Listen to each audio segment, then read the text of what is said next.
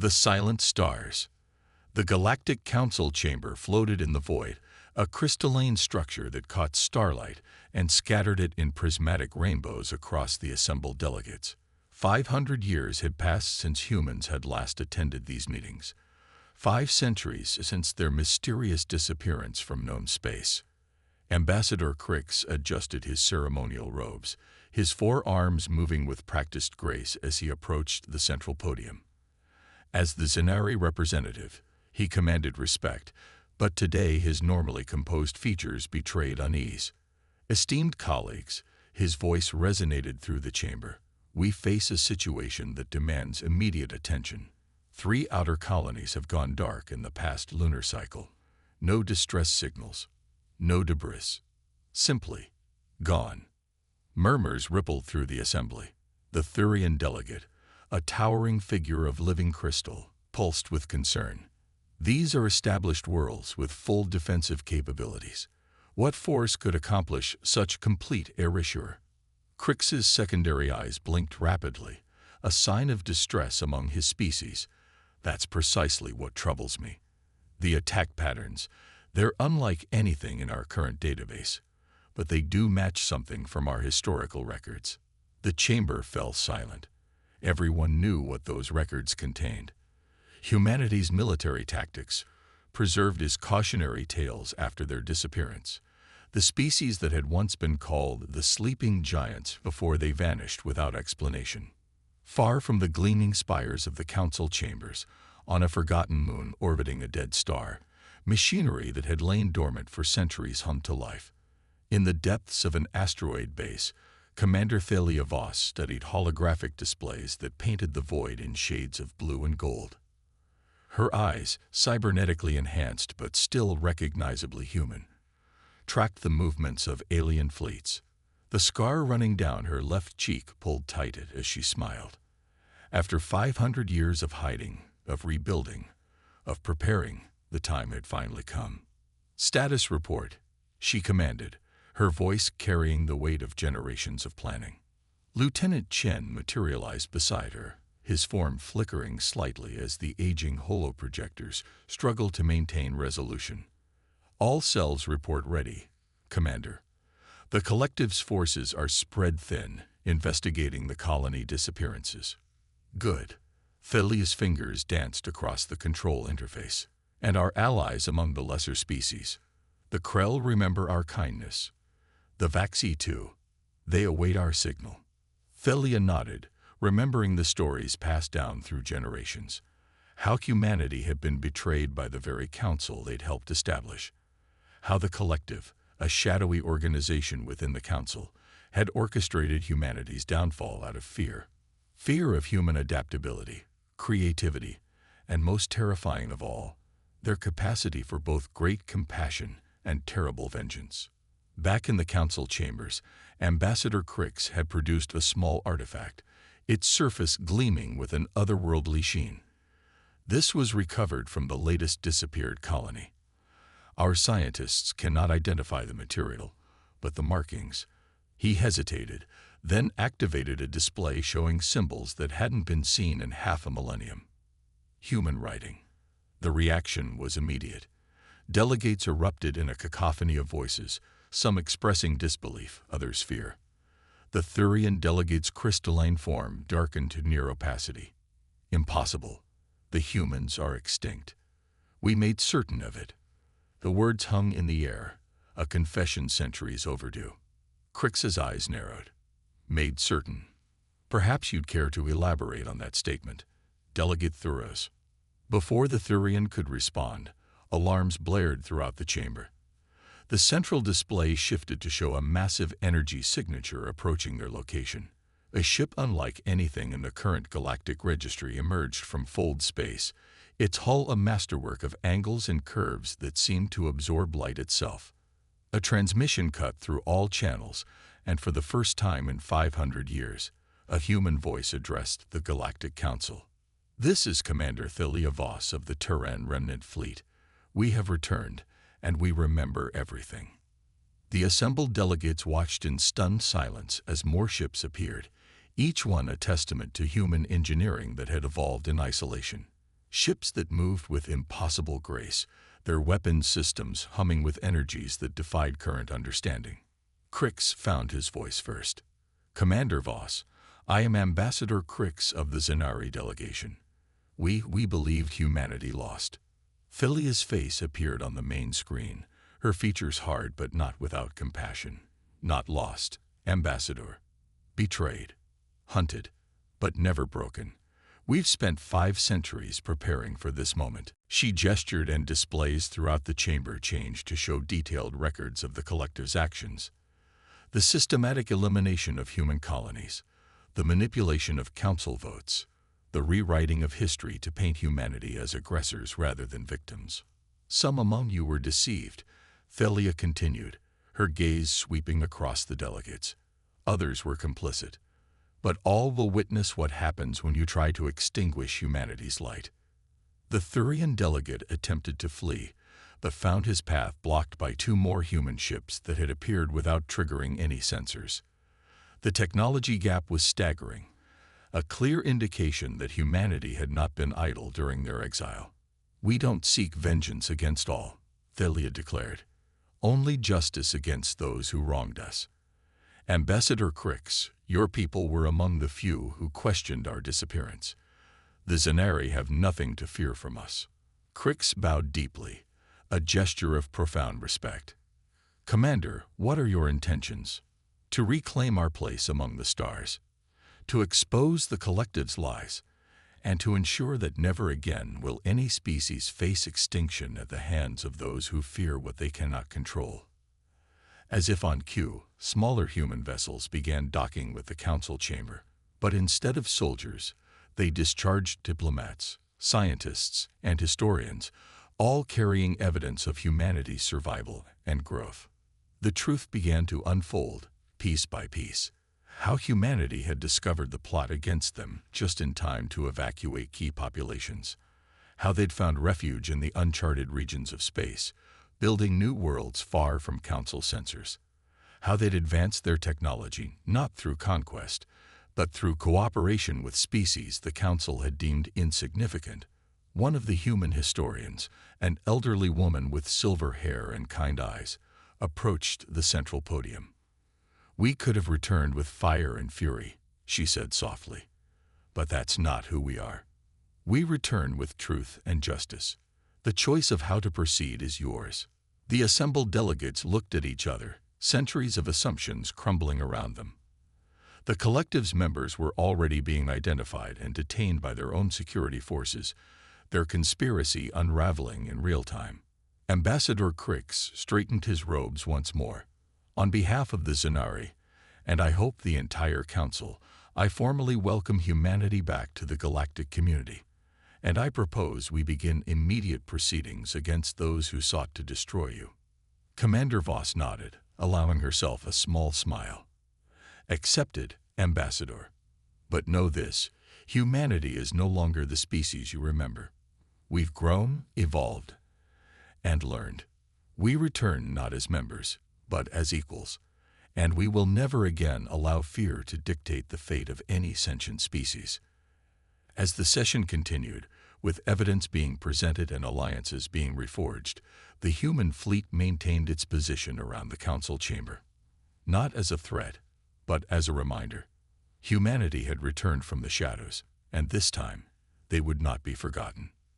The silent stars had found their voice again, and the galaxy would never be the same. End of Part 1. The Rising Storm. The memories flooded back as Commander Thilia Voss stood on the bridge of the Prometheus, humanity's flagship. 500 years ago, she had been a child when the evacuations began. Now, enhanced by technology that pushed the boundaries of what it meant to be human, she carried the weight of her species' survival. "Commander," Lieutenant Chen's voice pulled her from her reverie. "The collective's main fleet is mobilizing. They're not going down without a fight." Thilia's cybernetic eye whirred as it focused on the tactical display. Hundreds of ships, the pride of the collective's military might, were converging on their position. Of course they're not. They've had 5 centuries to cement their power. They won't surrender it easily. She turned to address her bridge crew. men and women who represented the best of what humanity had become. Send word to our allies. It's time they learned why the Collective feared us. Deep in the archives of Luna Base, before its destruction, a young Thalia had discovered the truth. The Collective hadn't acted out of mere prejudice. They had uncovered something about human potential that terrified them. Project Genesis, humanity's secret research into evolutionary acceleration, had yielded results that challenged the very foundations of galactic civilization. Humans weren't just adaptable. They were evolving at a rate that defied conventional understanding. Given enough time, they would surpass every other species in the galaxy. The Collective's solution had been genocide. Now, as collective warships dropped out of fold space around the council chambers, they faced the consequences of their failure. The human fleet, outnumbered 10-1, didn't flinch. Admiral Zorak, Thalia opened a channel to the Collective's commander. Stand down. This doesn't have to end in bloodshed. The reptilian face that appeared on her screen twisted in contempt. You dare return after we showed you mercy by allowing some of you to escape. Your arrogance remains unchanged. Mercy? Thalia's laugh was cold. You hunted us across the stars, destroyed our worlds, murdered billions, and you call that mercy? We did what was necessary to preserve galactic stability. Your species is a cancer, spreading and consuming everything in its path. No, Admiral, we're evolution, and your extinction. With those words, Thalia gave the signal. The human ships, rather than engaging in traditional combat, activated devices that hadn't existed 5 centuries ago. Reality itself seemed to warp around the Collective fleet as humanity unveiled its greatest achievement, controlled quantum manipulation. Collective ships found their weapons systems redirecting, their shields fluctuating, their navigation failing, not through hacking or conventional warfare, but through direct manipulation of the fundamental forces that govern their technology. Impossible. Zorak roared as his flagship's systems went haywire. This defies the laws of physics. Your laws, Thalia corrected. We wrote new ones. But the battle wasn't one-sided. The Collective had their own surprises. Ancient weapons, banned by galactic treaty, emerged from hidden compartments. Singularity bombs, designed to create miniature black holes, launched toward the human fleet. Thalia's response was instantaneous. Activate the Aegis Protocol.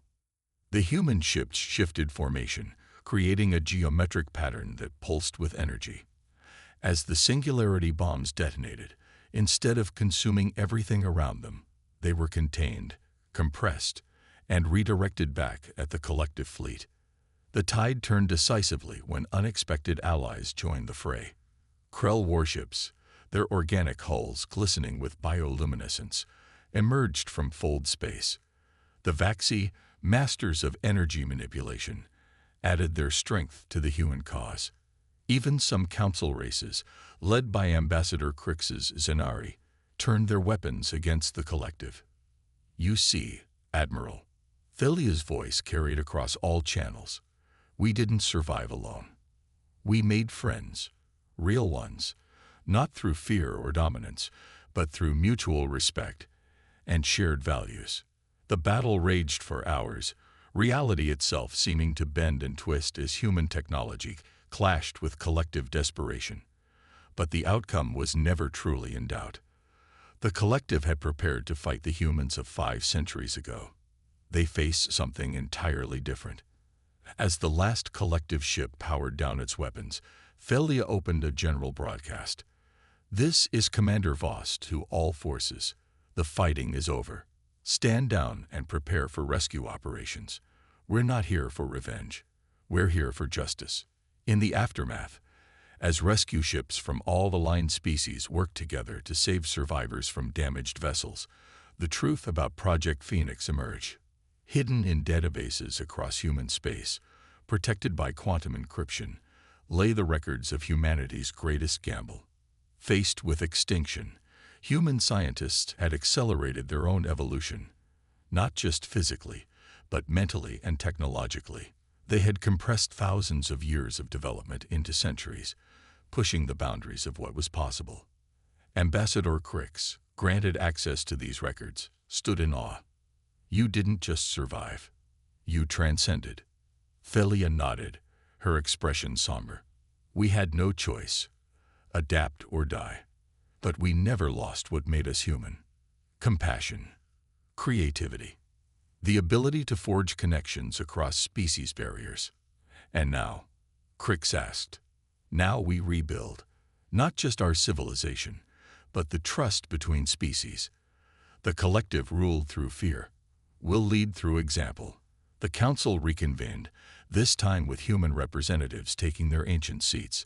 The trials of collective leadership began, with evidence presented not just of their crimes against humanity, but against dozens of other species who had been suppressed or eliminated over the centuries.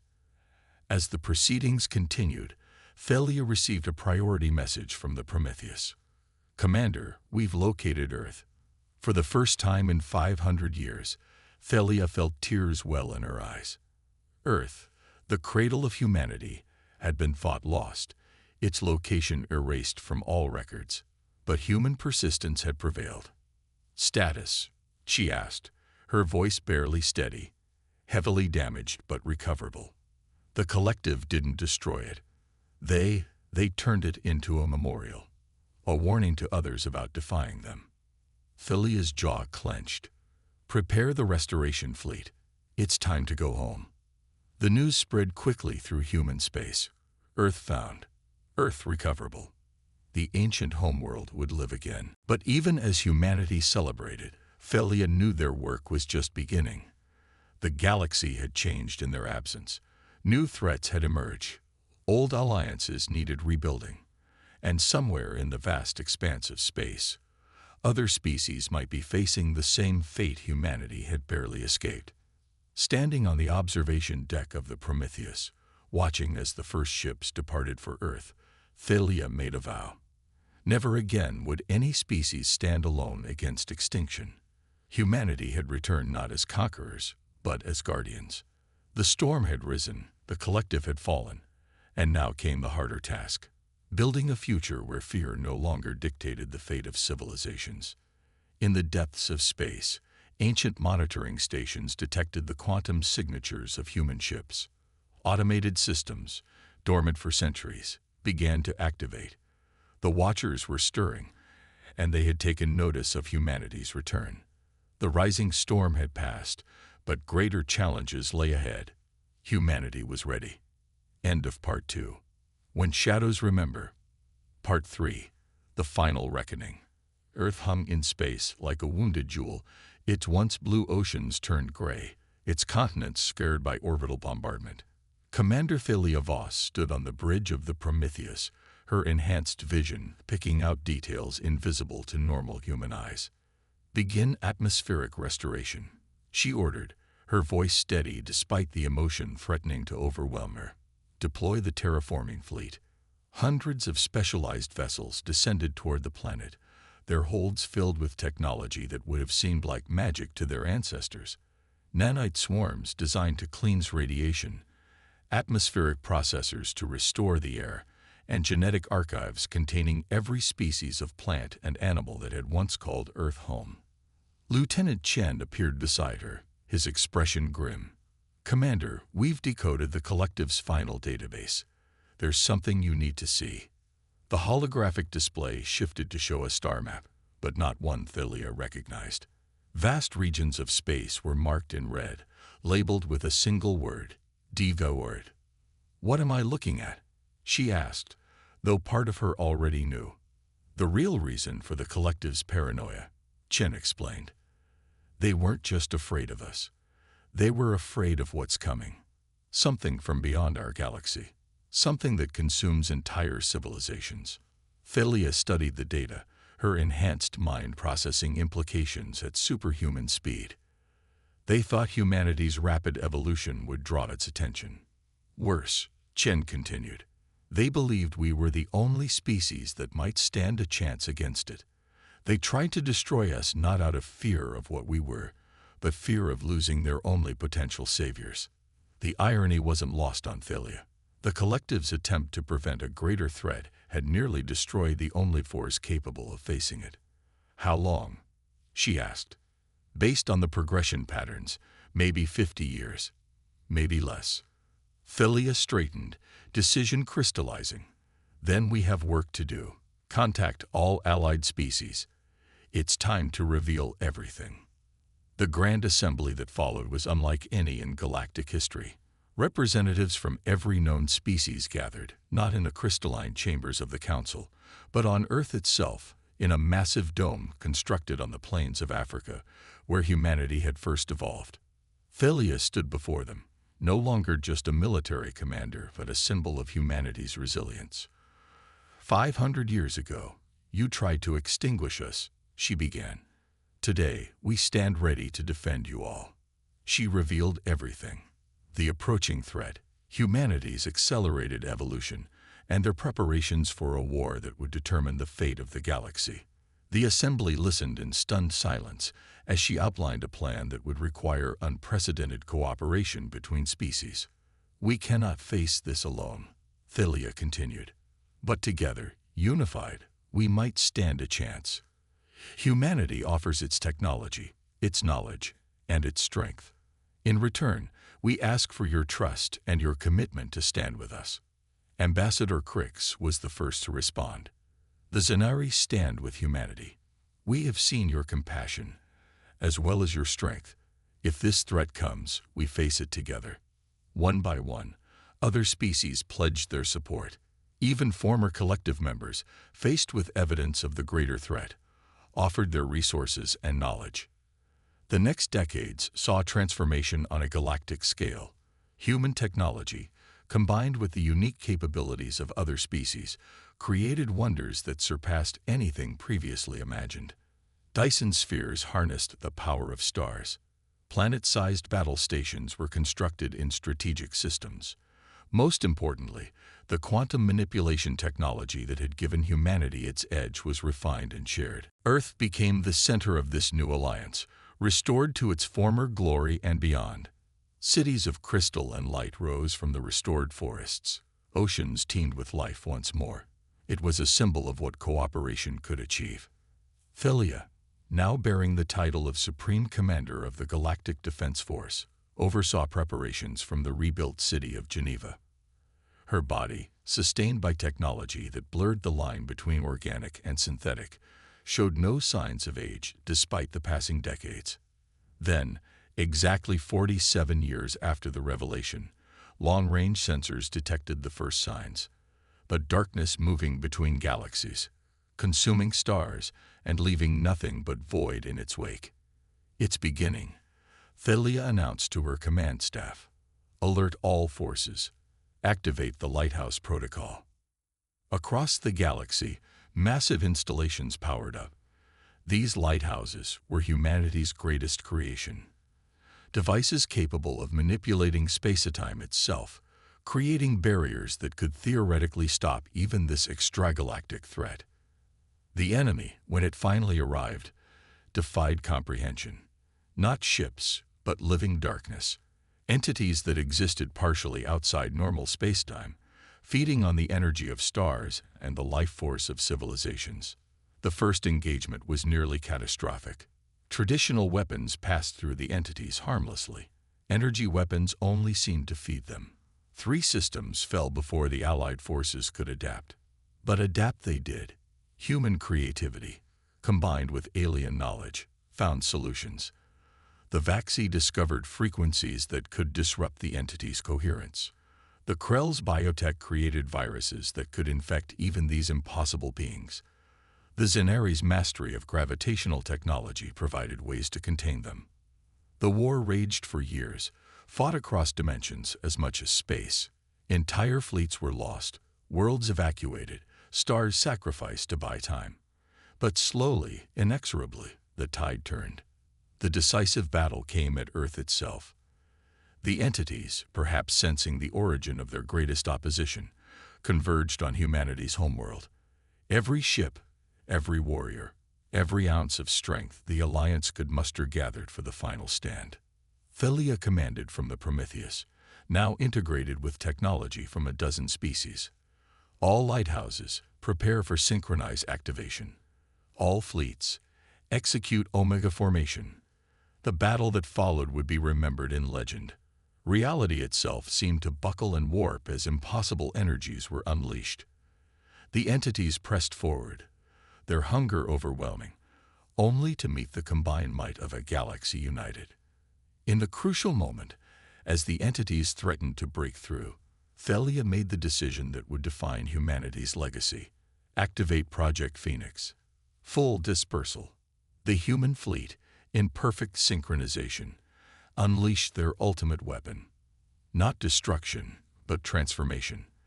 The quantum manipulation technology, refined through decades of preparation, didn't seek to destroy the entities but to evolve them, forcing them into a new state of existence where they no longer needed to consume to survive. The effect rippled across the battlefield, through the entities and beyond. Darkness became light. Hunger became harmony. The greatest threat the galaxy had ever faced was not destroyed but transcended. In the aftermath, as celebration erupted across known space, Thelia stood once more before the assembled species. "This victory belongs to all of us," she declared. "We faced extinction and chose evolution. We faced division and chose unity. Let this be our legacy, that in our darkest hour we found our greatest strength in each other." The galaxy entered a new golden age. The technology developed for war was repurposed for exploration and creation. Species that had been enemies for millennia worked side by side. Earth became not just humanity's home, but a symbol of what cooperation could achieve. Philia Voss, the commander who had led humanity from the shadows back into the light, finally allowed herself to rest. Standing on a balcony overlooking the restored Earth, she watched as ships from 100 worlds came and went in peaceful commerce. "Was it worth it?" Lieutenant Chen asked, joining her. "All the struggle, all the loss." Philia smiled, truly smiled, for the first time in centuries. "Look around you. We didn't just survive. We helped everyone survive. We turned our greatest threat into our greatest triumph. Yes, it was worth it." As the twin moons rose over Earth's restored oceans, casting silver light across waters that once again teemed with life, humanity's place in the galaxy was secured. Not as conquerors or victims, but as catalysts for change, bridges between species, and guardians of life itself. The shadows had remembered, and in remembering, had brought forth a light that would never again be extinguished. End of Part 3.